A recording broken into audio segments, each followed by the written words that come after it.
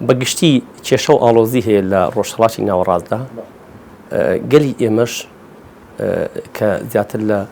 سەدەیەکە دابەشی 4 وڵات بووە هەر 4 وڵاتیش کەوتونەتە ناو جێژاوی ئەم ئاڵۆزیانەوە زۆرتریش چەقی قورساییەکان کەوتۆتە کوردستانی ئێمەوە ئەگەر دیقەت بکەین لە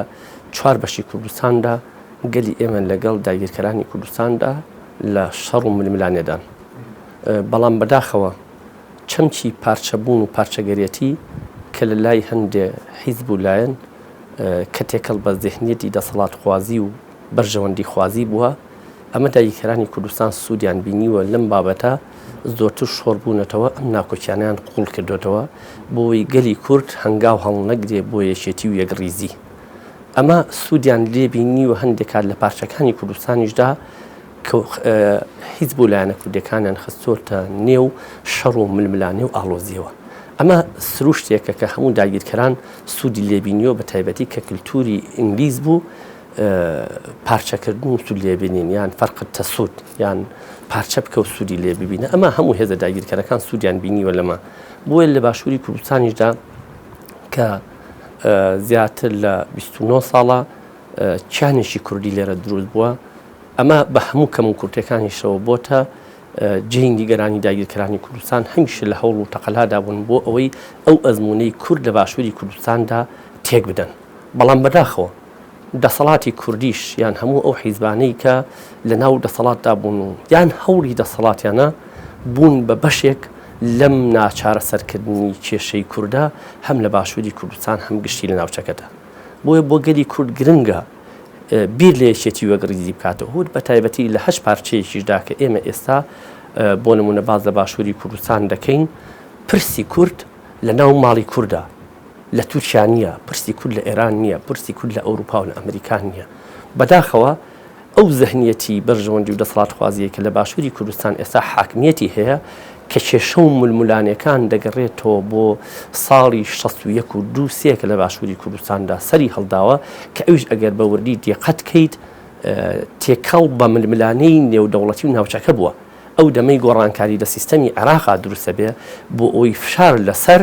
عێراق دروست کرێ هێزە کوردیەکانە جوڵێنن بەڵام هەمیشەش کە هێزی کوردی دەجوڵێن و بەهێزی دەکەن دەعمی دەکەن لە ڕووی مادی و چەکەوە هەمیشەش هەوڵ دەدەن لە ناوخۆیدا هێزێکی ڕێگوتەبانە بێ بۆیە لە شوێنێکدا ئیمکانی دەدەنێت لە شوێنێکی ژان ناکۆچی و ململانێ دروست دەکەن بۆیە ئەو ناکۆچیانەی کە لە باشووری کوردستاندا هەیە بۆعدێکی دووری هەیە و هەتا ئێستا داگیرکەرانی کوردستان سوودی لێ دەبینین ئەو دۆخەی کە ئێستا هەیە لە باشووری کوردستان بەداخەوە زیاتر خزمەت بە داگیرکەرانی کوردستان بە پیلانی ئەوان بە بەرژەوەندەکانی ئەوان دەکات یان دەکرێت بڵین ناسەربەخۆبوونی سیاسی لە باشووری کوردستاندا کە ئەو حیزبانی کە لە سەرەتاوە دروست هەمیشە پشتیان بە دەرەکی بەستووە هەتا ئێستاشی لەسەر بێ نەیانتوانیەوە سیاسەتی خۆیان ئازادکەن یا سیاسەتێکی ئازاد بەڕێوە بەرن بۆیە محکومن بە هەندێک وڵاتی دەوروبەر و بە تایبەتی داگیرکەرانی کوردستانی وەکو ئێران تورکیا ئەوەشی ئێستا بەری دەکەین کاریگەری دەوڵەتی تورکیا لەسەر باشووری کوردستان هەیە بۆچی بە ڕێژێکی زۆرتر چونکە زۆرتر دەسەڵاتەکان لە لای پارتی دیموکراتی کوردستانە بۆیە کاریگەریەکانی دەوڵەتی تورکیا زیاتر ڕەنگی داوەتەوە لە سەر باشووری اینجا ئەو مۆدیلی حکومڕانی لە باشووری کوردستاندا مۆدیلێکە ڕاستە زەهنیەتی دەسەڵاتداری لە هەر شوێنێکی دنیا وەکویەکە بەڵام ئەم مۆدیلە لە هەر شوێنێکی دنیا وانە بەڵکو شێوازێکی جیاواز هەیە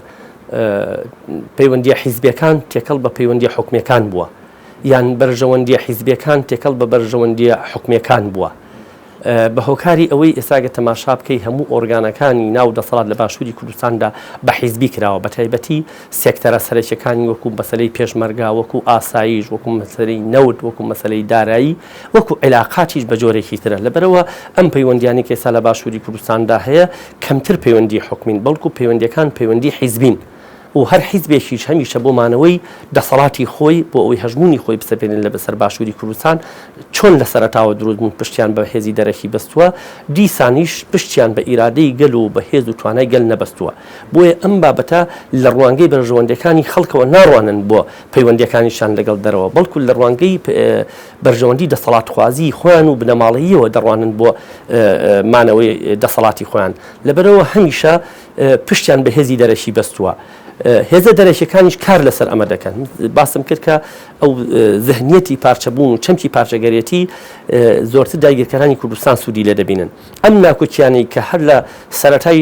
شەستەکانەوە دەست پێ دەکات هەتا ئێستا داگیرکەرانی کوردستان سوودیان لێ بینیوە هەمیشە هەر یەک هێزێکی گرتوۆتە خۆی وای نیشانداوە پشتگیری دەکەم بۆ مانەوەی دەسەڵات بەڵام ئەمیش بۆ مانەوەی دەسەڵاتی خۆی بۆ سەپاندنی قەڵەمڕەوی و هەژمونی خۆی نەهاتووە کێشەکانی لە ناوخۆی هەرێمی کوردستاندا حلکات چونکەم کێشەکان بە کێشەی حیزبی و بنەماڵەیی دەبینێ بۆیە بۆ مانەوەی دەسەڵاتی حیزبی و بنەماڵەیی خوان پەیوەندیان بە هێزی دەرەشی بەستووە داگیرکەرانی کوردستانی ئیشان لەسەر ئەم خاڵە کردووە هاتوون لە شوێنێکدا پشتگیریان کردووە لە بەرژەوەندیەکانی خۆیان دیسانیش ئەم حیزبانەیە خسۆتە بەرامبەر یەکتر بەرامبەر بە کۆمەلگا لەبەرەوە ئێستا هەندێک لەم حیزبانە ئەگەر دەست لە داگیرکەرانی کوردستان بەربدەن ڕەنگە نەمێنن بۆیە هۆکارەکان تا ئێستاش بەو ڕەنگەیە وەکو پارتی دیموکراتی کوردستان ئێمە پێمان وایە ئێستا ناتوانێت دەست لە دەوڵەتی تورکیا بەربدات چونکە وا دیقەت دەکات ئەگەر دەست لە دەوڵەتی تورکیا بەربدات ئیتر هێزێکە ڕەنگە میلەتی باشووری کوردستان قبولی نەکە هێرشی بکاتە سەر ڕەنگە حیزبەکانی تر ئەمەە نادادی کردو بەرامبەر بە کۆمەلگا و بەرامبەر بە حیزبەکانی تر ململانەکانیان قوڵ بۆتەوە ڕەنگە خۆی وارە نەبینێ جارێکی تر دەتوانێت لەگەڵیان تەعامل بکاتەوە و بەرژەوەندی مادەکانیشان بە شێوازێک بانک و کۆمپانیا و پارەکانیان خستۆتە بندەستی داگیرکەرانی کوردستانەوە هەمیشە چاوێن لەوەیە کە لە دەستی نەدەن بۆ جارێکی تریش ئەگەر بخوازن ڕەنگە ئەوە ئاسان نەبێت لە ڕاستیدا پەیوەندەکانیان ئێستا لەگەڵ دەوڵەتی تورکیا بۆ دەوڵەتی تورکیا استراتیژیە لەبەر ئەوە ئەکرێت بڵین سیاسەتی ئەم حیزبانە محکومە بە هەردوو دەسەڵاتی ئێران و تورکیا بەتایبەتی پارتی بە شێوازێک لەگەڵ دەوڵەتی تورکیا تا نزیکە هیچ کاتێک ناتوانێت لە بڕیار و پلاننامەکانی دەوڵەتی تورکیا دەرچێت بۆ خۆشی پلاننامەیەشی نییە بۆ بڕێوەبردننی هەرێمی کوردستان بۆ پەیوەندەکانی لەگەڵ حیزبەکانی تری کوردستاندا کە ئێمە پێمان وایە چارەسەری پرسەکانی کورد لە ناوخۆی کوردستاندا هەیە نەک لە دەوڵەتی تورکیا لە شوێنەکانی تردا بەڵام بەداخەوە پارتی بە شێوازێک گرێدراوی دەوڵەتی تورکیا بۆ هیچ کات ناتوانێت خۆی لە پلانسازیەکانی ئەوان بە دوور بگرێت بۆیە لە ئێستادا پەیوەندەکانی تورکیا لەگەڵ پارتیدا لەسەر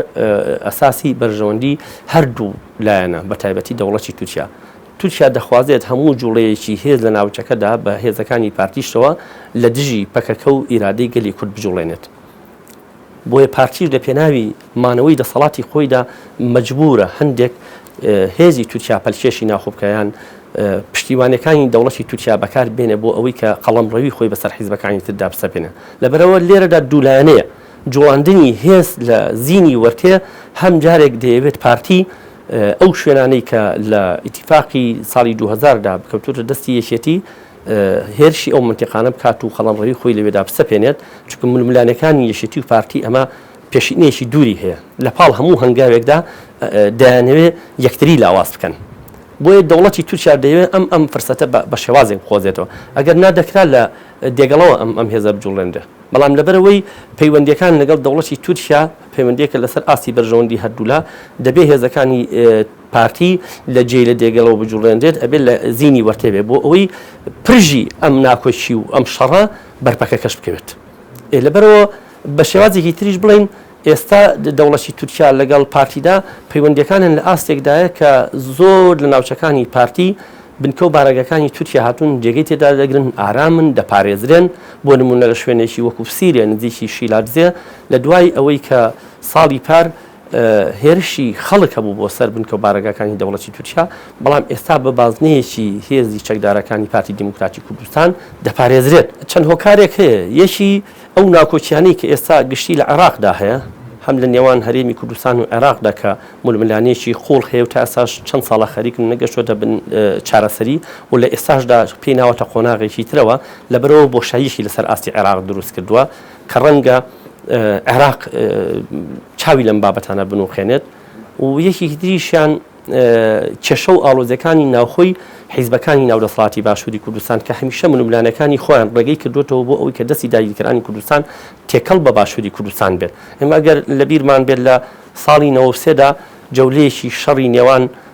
حیزبەکانی باشووری کوردستان بەڕێوە چوو لە ساڵی 94دا گەشتە لووتکە هەردوو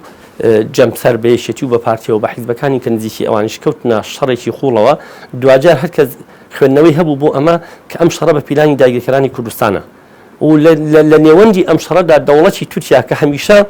چاوی بە بەرژەوەندەکانی کووردا هەڵنایە بەڵام ئەو وەکو هێزێکی ئاشتی پارێز هاتە نێوانەوە ئیتر لەو کاتەوە هێواش هێزی خۆی دێنێتە باشووری کوردستان کەواتە ئەگەر بگەڕێنەوە بۆ ئەو خاڵە ناکۆچەکانی نێوان دەسەڵات لە باشووری کوردستاندا ئەم کەلێنەی دروست کردووە کە داگیرکەرانی کوردستان موداخەلە بکەن بێن ئەمە هۆکارێکی سەرەکیە هۆکارێکی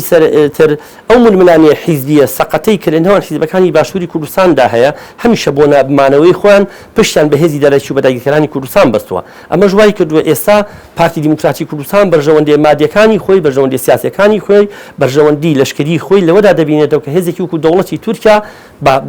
بیر لەوە ناکاتەوە کە بە شێوازێکی خەڵەتاندن نزیکی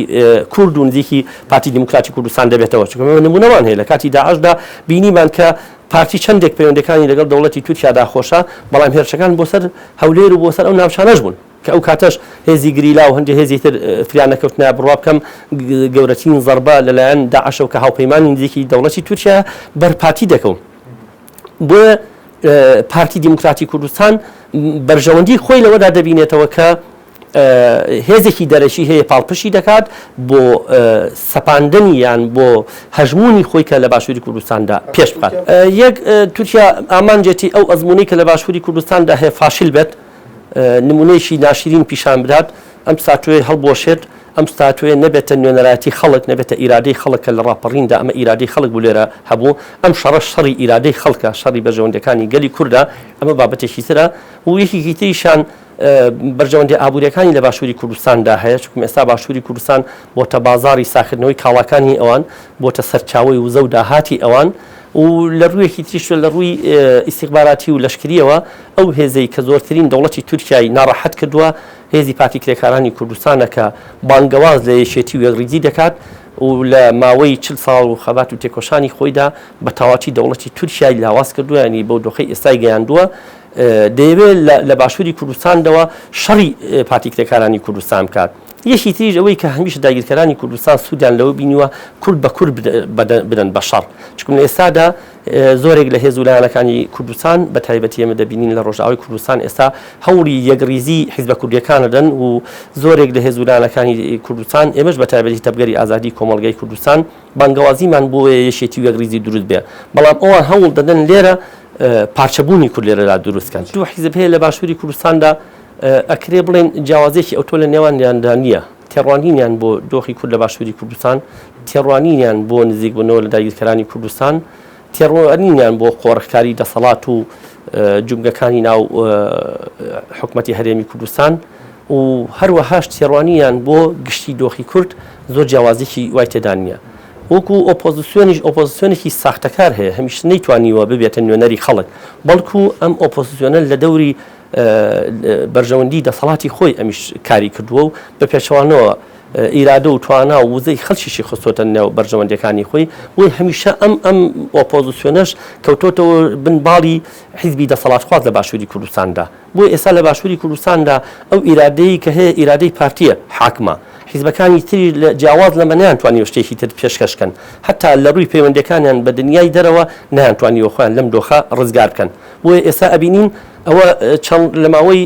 4 ڕۆژدا دوو جارە فڕۆکەی تورکیا بردومانی باشووری کوردستان دەکات خەڵکی تێکۆشەر خەڵکی سبیل دەکاتە ئامانج بەڵام حکومەتی هەرێمی کوردستان یا هەموو حیزبەکانی باشووری کوردستان بێدەنگن یەک لەبەرەوەی کە پەیوەندەکانیان لەگەڵ دەرەوە خۆشترەوە لە بەرژەوەندەکانی خەڵک دووش لەبن کاریگەری دەوڵەتی داگیرکەری کوردستان وەکو ئێران وەکو تورکیا نەیانتوانێت خۆیان ڕزگار بکات سیاسەتێکی سەربەخۆ بەڕێوە نابن کاتێک کە تۆ سیاسەتێکی ئازاد و سەربەخۆ بەڕێوە نەبی ناتوانانی بە ئازادان ڕای خۆ دەربڕیتوانە بۆیە لێرەدا هەڵوێستێک کە پێویستە دژ بە داگیرکاری ئەم هەڵوێستە لەلایەن نەحیزبەکانی ئۆپۆزیسیۆن نەحیزبەکانی دەسەڵاتی هەرێمی کوردستان نابینن لەبەرەوە هەمووان ئێستا لە بۆتەیەکدان کە بێدەنگن بێدەنگبوونیش بۆ خۆی خزمەتکردنە بەو داگیرکاریە هەیە بۆ هێرشانی کە دەوڵەتی تورکیا دەیکا لەسەر باشووری کوردستان لە ئێستادا گرنگە یەکێتی و یەکڕیزی گرنگە بۆ گەلی کورد تەنها ئێمە بۆ هەڵوێستە دەتوانین و ڕوبەڕوو ببینەوە چارەسەری پرسی کورد لە باشووری کوردستان بۆ خۆیدایە ئێستا گەورەترین دەستکەوت بۆ گەری کورد ئەوەیە حیزبەکانی هەرێمی کوردستان گوێ لە یەکتری بگرن، گوێ لە داخوازی خەڵک بگرن. ئێستا کێشەیەکە لە باشووری کوردستان، کێشەی داراییە. ئەم کێشە داراییە بەشێکی بەهۆی دەسەڵاتی هەرێمی کوردستانەوە سیاسەتە قۆڕەکاریەکانیەوە، بەشێکی بەهۆی ناکۆچیەکانی کە لەگەڵ حکومەتی ناوەندی بەغدادا هەیە، بەشێکیشی بەهۆی ئەو کاریگەریانی کە دایکرانی کوردستان بە تایبەتی دەوڵەتی تورکیا لەسەر باشووری کوردستان هەیە. چونکە دارایی باشووری کوردستان ئێستا بە تاوان دەبرێت بۆ لای دەوڵەتی تورکیا و لەگەڵ عێراقیان نەمانتوانین ئەم کێشانە چارەسەر بکەین. بۆیە ئێستا ئێمە خاڵی گرنگ ئەوەیە کە یەک لە چوارچێوەی هەرێمی کوردستاندا لە دەستورێکی دیموکراتی هەبێ، ئەم پێشانە لە دەستورێکی دیموکراتیدا چارەسەر بێ و گرنگە لەگەڵ عێراقدا بکەونە گفتوگۆ لە چوارچێوەی بەرنامەیەکی دیموکراتیدا کێشەکانی نەتەوەی کێشەی دارایی، کێشەی پێشمەرگە، کێشەی ناوچە دابڕێڕاوەکان چارەسەر بکرێت. یەکی تریش ئەو ململانەی کە لە ناو حیزبەکانی باشووری کوردستاندا هەیە ئەمە چارەسەر بکرێت. بۆ نمونە ئەگەر هێزێک هەیە ئەم هێزە نەبێتە هێزی حیزبی. گەورەترین هەڵە ئەوەیە کە ئێستا هێز لێرە دابەشی چەند حیزبێک بووە، ئەمە بۆتە هەڕەشە لەسەر یەکتری، ڕنگدانەوەی ئەم هەڕەشەیە لەسەر یەکتری لە ناو کۆمەلگادا ڕەنگی داوەتەوە. بوونی ئەم هێزانە ببوورەگە بڵێم، بوونی ئەم هێزانە پاڵپشتە بۆ ئەوەی کە کۆمپانیا بازرگانەکانی ئەوان قۆرخی دارایی ئابووری هەرێمی کوردستانی کردووە، پشت بەم هێزانە بەسراوە بۆ ئەوەی کە خەڵکی پێ بترسێنێ، خەڵک